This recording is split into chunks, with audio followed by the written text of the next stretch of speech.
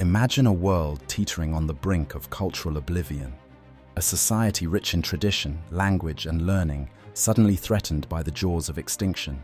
What if I told you one poet, just one voice, was all it took to rescue an entire civilization from being erased from history's scroll? You will not believe this story.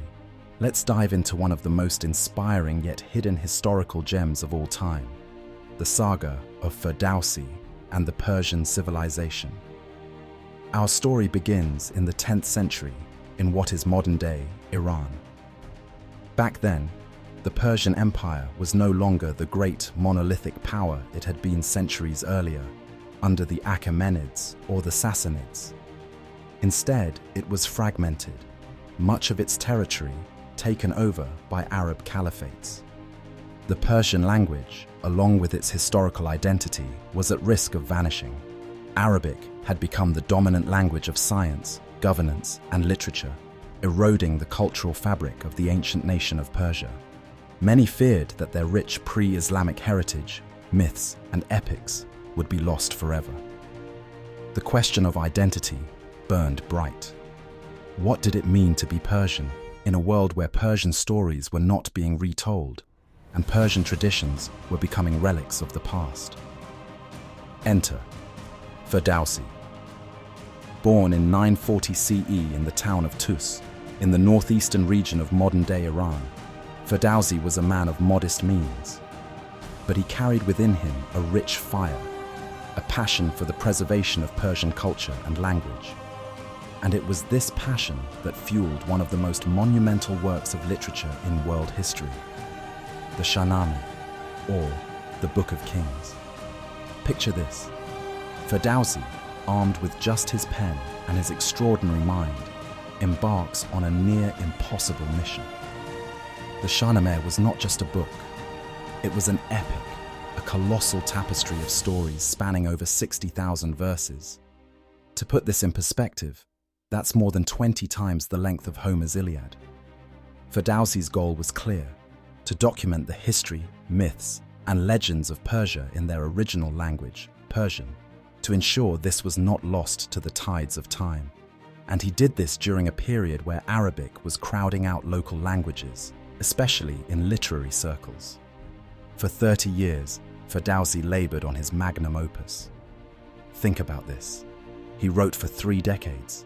Imagine waking up every day so dedicated to the preservation of your mother tongue, of your heritage, that you spend your life weaving some of the most intricate poetry ever composed. And Ferdowsi wasn't doing this for wealth or power. No, he did it because he believed the survival of Persian identity depended on it. The Shahnameh is everything you'd want in an epic: dazzling heroes, tragic love stories, and incredible battles.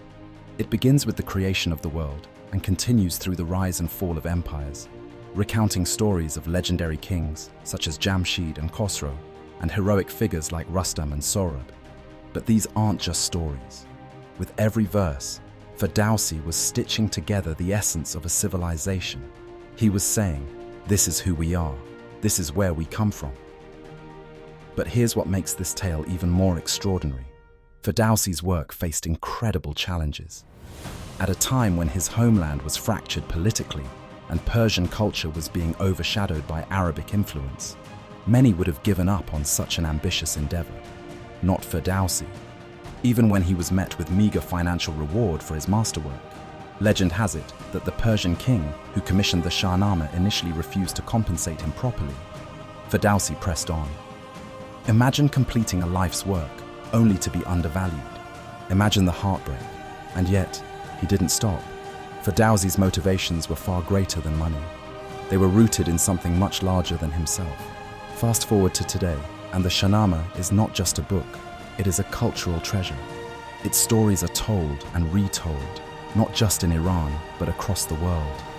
It's a cornerstone of Persian identity and literature, having influenced not just poets and writers, but also artists, filmmakers, and even political leaders.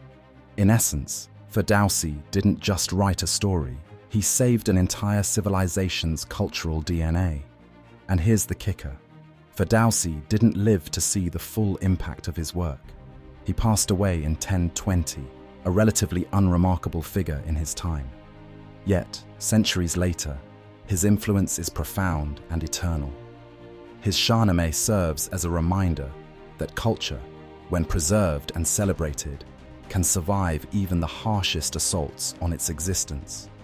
So the next time you find yourself flipping through a translation of the Shahnameh, or perhaps reading the stories of Sohrab and Rustam, you're witnessing a miracle written by a man who refused to let his heritage die, even as the forces around him seemed hell-bent on erasing it.